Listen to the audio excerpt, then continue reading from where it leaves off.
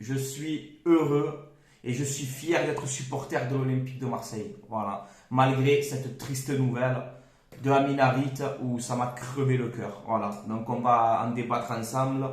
Je vais vous mettre la compo d'Olympique de Marseille pour ce début, pour cette composition. Donc on a Paul Lopez dans les buts, Mbemba, Balerdi, Gigot, Klos, Nuno Tavares, Rongier, Verretou au milieu de terrain, Guendouzi, Harit et Alexis Sanchez. Voilà pour la compo. Je vous mets aussi les stats du match. 11 tirs partout, 3 cadrés côté marseillais, 6 côté monégasque, 59 à 41 possession de balle, 4 corners à 5 pour Monaco. Donc voilà, un match qui démarre très très bien côté marseillais, où en première mi-temps on est quand même assez solide, mais bon, pas tant que ça non plus. Mais on ouvre le score rapidement à la 35e minute, ce coup franc exceptionnel d'Alexis Sanchez. Alexis, El Niño Maravilla, tu m'as régalé mon petit Alexis, mon petit Chilien, tu t'es battu, tu as obtenu ce coup franc, et ce coup franc que tu me mets, il est exceptionnel. On ouvre le score, Alexis Sanchez, donc sur coup franc, à la 35e minute, tu m'as fait lever de ma chaise. Tu m'as fait lever de ma chaise, tout simplement. Mais voilà, on se prend cette égalisation malheureusement à la 45e minute, où Balerdi, voilà, encore une fois, il fait des bons matchs, Lyon, bon match, Tottenham, bon match, et malheureusement, il fait un bon match ce soir, mais il se trouve, voilà, il doit gagner ce duel, que je sais pas si c'est Diatta, mais il doit gagner ce duel aérien. Diatta, il est comme ça, Balerdi, il est comme ça. Tu dois t'imposer, tu dois t'imposer dans ce duel, et il le fait pas, et il commet la faute dans la surface, donc penalty. Je vais pas m'acharner sur Balerdi, hein, parce qu'il fait un bon match après dans l'ensemble, mais voilà.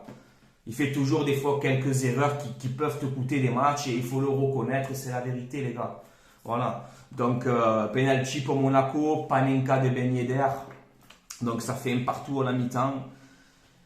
Et à cette deuxième mi-temps, il y a ce fait de jeu. Voilà, ce fait de jeu, cette blessure d'Amin Harit qui m'a crevé le cœur, tu vois. Ça m'a vraiment fait de la peine pour Amin Harit. Même le monégasque qui a blessé Harit, tu le vois, il fait comme ça, dégoûté. Tu vois tout le monde en train d'appeler, venez, venez vite. Moi, je suis là, tu sais, parce que Prime Vidéo, ils n'ont pas montré les images de la blessure. Ils n'ont pas voulu montrer, apparemment, tellement que c'était violent. Donc, j'ai vu qu'il se tenait le genou, etc. Donc, est-ce que c'est le genou qui a tourné? Je ne sais pas. Il doit disputer la Coupe du Monde avec le Maroc, il va être privé. Donc franchement, Amin Harit, ça m'a vraiment crevé le cœur ta blessure, et tout le peuple marseillais est avec toi. On est avec toi, on te soutient mon frère, t'as compris? Et grosse force à toi Amin Harit. Voilà. Ah, je suis sorti du match. Dès qu'il y a eu cette blessure les gars, je vous promets, hein, derrière mon écran, je suis sorti du match. J'étais plus dedans, j'étais là, j'étais pas bien. Tu le voyais, même les joueurs de l'OM, ils n'étaient pas bien. Ça se voyait. On est sorti du match après cette blessure de Amin Harit. Donc, grosse force à toi, Amin Harit. Voilà. Et on t'aime, frangin. On t'aime. Voilà. Ah, il m'a fait de la peine. Franchement, il m'a fait de la peine, les gars. Donc, après, suite à ça, on a les entrées de Payet, de Under. Très, très bonne entrée. Dimitri Payet. Très, très bonne entrée. Under, Kolasinac, Djeng. Donc on a des changements tôt faits par Igor Tudor. Et tu as ce deuxième but malheureusement monégasque à la 72e minute, ce but de Voland qui se présente seul face à Paul Lopez, il peut absolument rien faire. Donc ça fait 2-1 pour Monaco. Donc mets-toi à la place des joueurs de l'OM. Tu mènes 1-0, tu te fais égaliser. Tu as cette blessure d'un coéquipier à toi on voit qui impacte vraiment sur l'équipe et sur le moral des joueurs. Tu te prends ce deuxième but derrière, mentalement les gars c'est dur. Et ce qu'ils ont fait ce soir l'OM, se battre comme ça pour aller arracher cette victoire, Amin Harit ils l'ont fait pour toi. Voilà. Ils ont sorti leur cojones pour toi Amin Harit. Donc bravo aux joueurs. Et on égalise, voilà, à la 83e minute, on égalise, très très bon match de Verretou, que moi j'ai beaucoup aimé. Et Verretou qui a un centre d'Under, bon, ça atterrit dans la surface, Verretou, enchaînement, crochet du droit, frappe du pied gauche, fallait le faire très vite parce qu'il a les deux défenseurs de Monégasque sur lui. Tu as enchaîné, tu as été rapide. Bravo pour ton but Verretou. Tu as mérité ta place à la Coupe du Monde ce soir. N'en déplaise à certains. Voilà. Il n'y a pas Kanté, il n'y a pas Pogba. On prend Verretou. Et ce soir, Verretou, il fait un gros match. Et il montre que peut-être dans les grands matchs à intensité, il peut être là. Et c'est ce qu'il a fait. Deuxième but magnifique, on égalise à la 83e minute. Moi, je me dis, bon, avec tous ce scénario du match et tout, le nul, allez, je prends, je signe, tu vois. On est parti la chercher, la victoire, les gars. On est parti la chercher avec une entrée de Payet. Que même moi, j'ai dit, Payet, le football, peut-être c'est fini. Et non, je me trompe encore. Payet, là, il a fait encore une bonne entrée comme contre Lyon. Et j'étais au bar avec mes collègues, dédicace au Splendide de Port-de-Bouc. J'étais au bar avec mes collègues et mon collègue il me dit regarde le coup franc, hein, c'était la fin, la 95e minute. Regarde le coup franc, Payet il le met, il me dit j'arrête, je me lève gros. Je commence à me lever de ma chaise, vas-y allez, il peut le faire, allez. Je vois pas, il y a but les gars. Ascenseur émotionnel de fou dans ce match, de la tristesse à la joie, c'est incroyable émotionnellement ce que j'ai vécu sur ce match. Voilà. Et c'est Kolasinac qui l'a mis au fond. Hein. Il te rate la tête contre Tottenham. Et là, il t'offre la victoire à Monaco. Donc, tu t'es rattrapé, Kolasinac. Et je suis content pour toi aussi. Voilà. Donc, coup franc de Payet, Kolasinac qui l'a dévié. Ça fait 3-2 pour l'OM, on s'impose. Donc, quand même, tu tapes Monaco et Lyon en 10 jours, là. Eh ouais, les gars, on tape Monaco et Lyon. Et Monaco, sur les 9 derniers matchs, c'était 7 victoires. Donc oui, c'est une grosse performance qu'on a fait ce soir à Monaco. Et je tiens à féliciter les supporters de l'OM, c'était incroyable. On est chez nous chaque fois à Monaco. Désolé les amis monégasques, mais c'est la vérité. C'est incroyable, on est au Vélodrome chaque fois à Monaco. Donc bravo aux supporters olympiens. Voilà. Et cette joie en fin de match aussi qui m'a plu. Tudor qui rentre sur le terrain, qui prend ses joueurs. Je suis content aussi pour Tudor ce soir. Je vous le dis, ça. Comme j'étais ému avec cette victoire à la fin de match, plus je vois Tudor, il rentre sur le terrain comme un fou, il prend ses joueurs. Longoria qui descend avec Ribalta, avec tout le monde. On a vu cette communion avec les supporters à la fin. Franchement, ça m'a fait du bien dans le cœur. Voilà. Donc bravo aux joueurs. Et tu as vu Amin Harit, tes coéquipiers se sont battus pour toi. Et ils sont allés chercher la victoire pour toi. Voilà. Et j'espère que tu vas t'en remettre vite de cette blessure. Et comme on dit, ce qui ne tue pas rend plus fort. Tu as compris, Amin Harit? On est tous avec toi. Tout le peuple marseillais est avec toi, Amin Harit. Voilà. Ah, ça m'a fait de la peine. Hein. Franchement, ça m'a fait de la peine sa blessure. Bon, je vais vous mettre aussi donc le classement. Alors, bon, le PSG qui se balade en Ligue 1, ça, il n'y a pas de secret. Donc, Paris premier, 41 points. Lens qui a encore gagné, qu'il va falloir compter sur eux toute la saison, je vous le dis. Donc, Lens, 36 points. Rennes, 3e, 31 points. L'OM, 4e, 30 points. Donc, tu es qu'à 6 points de la 2e place et 1 point de la 3e place. Donc, voilà, tu tapes Monaco et Lyon, on se replace. C'est bien. On n'est pas si loin du podium que ça. Tout est jouable encore pour cette place en Ligue des Champions. 5e Lorient, 6e Monaco, 7e Lille, 8e Lyon. Lyon a 21 points. D'ailleurs, ils ont tenu un bon penalty de la Casette. C'est pas grave, on va pas me parler de ça. Mais bon, à l'OM, Tagliafico, je l'oublie pas. Hein. Là, par contre, la Casette, tu es le roi de la simulation, mon frère. Hein. Et on te le donne, le péno. À Lyon, on donne le penalty. Ouais. Eh oui, bien sûr. Donc voilà, on va parler aussi des dernières rumeurs mercato, du partenariat CGM et un peu des dernières rumeurs de la vente OM où chaque fois ça refait surface. Alors, je vais vous parler donc du mercato Gerson qui va quitter donc officiellement l'Olympique de Marseille, retour au Brésil à Flamengo.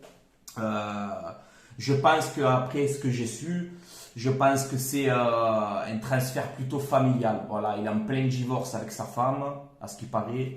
Donc je pense qu'il rentre au Brésil pour régler peut-être ses problèmes personnels. Et voilà, Gerson, malheureusement, tu ne peux pas le vendre 30 millions. Il n'a rien fait cette saison. Donc bon, 13 millions, mais ça va aux alentours peut-être de 20 millions parce qu'on leur doit encore 6 millions. Enfin, c'est un transfert qui m'a rendu fou le cerveau. Voilà, donc Gerson, allez, bonne chance à toi et bonne continuation pour ta carrière. Ensuite, on voit que l'Olympique de Marseille, lors de ce mercato d'hiver qui va être agité, je pense, parce qu'on a des retouches à faire quand même dans cette équipe, on voit que l'OM a ciblé 3 profils, une doublure à Nino Tavares, un attaquant et un défenseur central, parce qu'on ne peut pas compter sur Eric Bailly, malheureusement. C'est comme ça, même s'il est très bon quand il joue, mais le physique ne suit plus et il nous faut un défenseur central. Donc on piste Facundo Medina, le défenseur central de Lens, argentin, 23 ans, gaucher, valeur sûre de Ligue 1, très très bon joueur, jeune à fort potentiel, 23 ans, donc il a encore une marge de progression. Et on voit que Igor Tudor aurait fait une priorité. En tout cas, il est très intéressé par ce joueur. Donc je valide entièrement cette piste. Et si c'est réel que Igor Tudor veut Medina, sur ça, bien sûr que je suis d'accord avec lui. Mais après, est-ce que Lens va nous le lâcher? Je ne sais pas. Ensuite, je ne sais pas si vous avez vu, c'est que des rumeurs encore une fois, mais l'OM serait en négociation avancée avec Marcus Thuram. Voilà, attaquant français de 25 ans du Borussia Mönchengladbach. Cette saison, il casse tout avec le Borussia. C'est 10 buts, 3 passes décisives. Deuxième meilleur buteur de Bundesliga. Il n'y a pas si longtemps, il t'a pris Dortmund à lui tout seul. Donc voilà, un grand, plus de 1m90 je crois, grand, costaud, athlétique, puissant, rapide. Il peut jouer sur les plusieurs postes offensifs, à côté gauche, en pointe. Donc voilà, c'est un joueur, je pense, qui pourrait s'adapter au système d'Igor Tudor.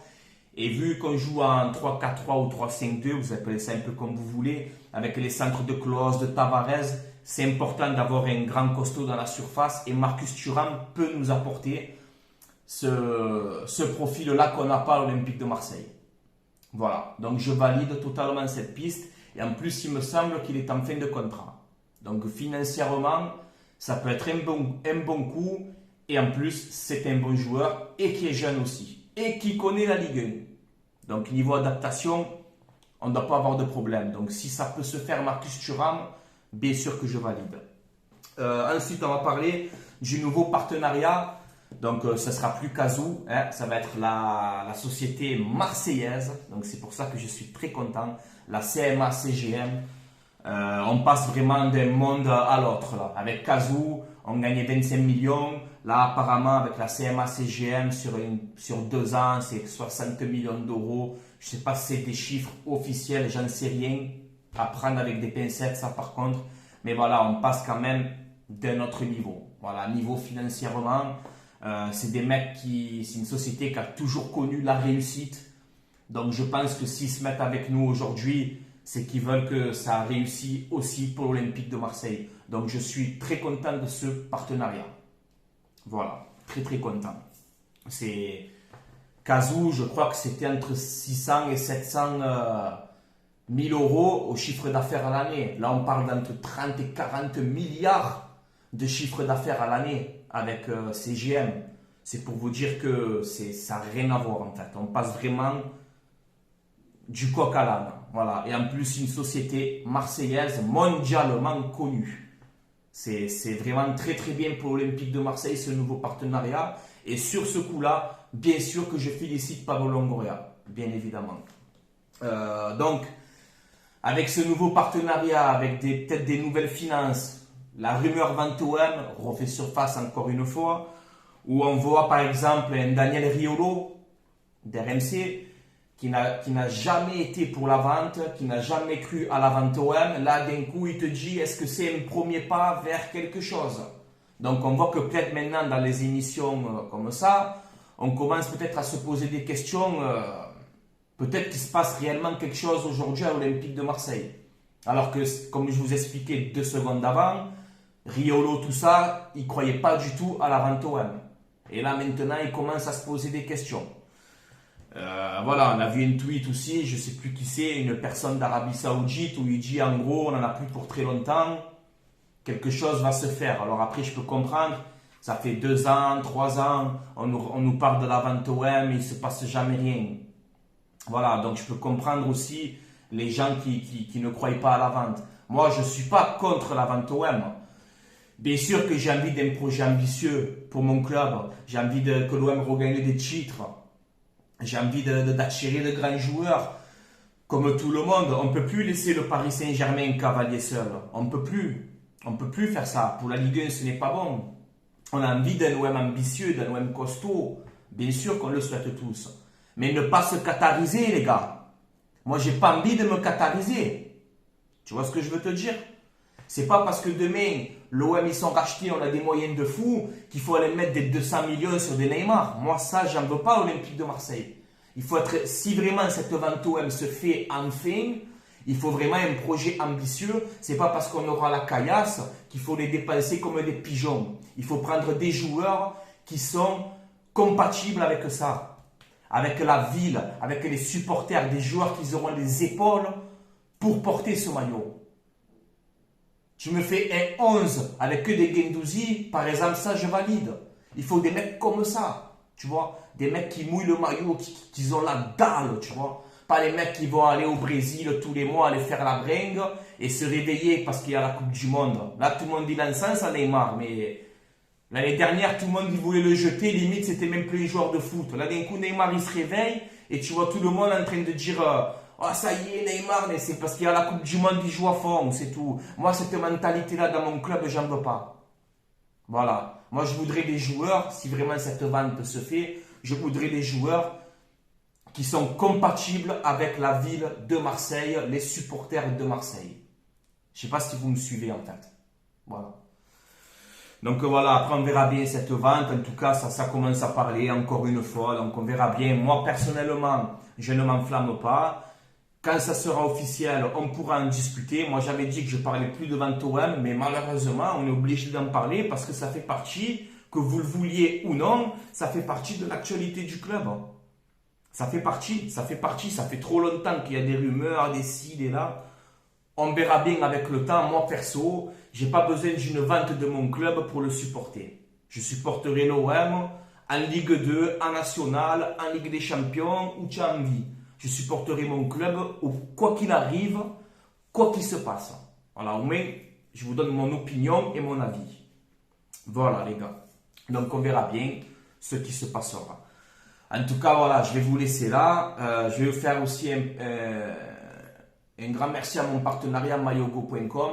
Donc voilà, je vous mets tout dans la description, les gars. C'est un site, vous avez des maillots de foot, des survêtements, les nouveaux maillots de la Coupe du Monde. Vous avez toutes les tailles, femmes, enfants, XS, S, L, M, ce que tu veux. Les prix sont abordables, c'est un site légal, il n'y a aucun problème.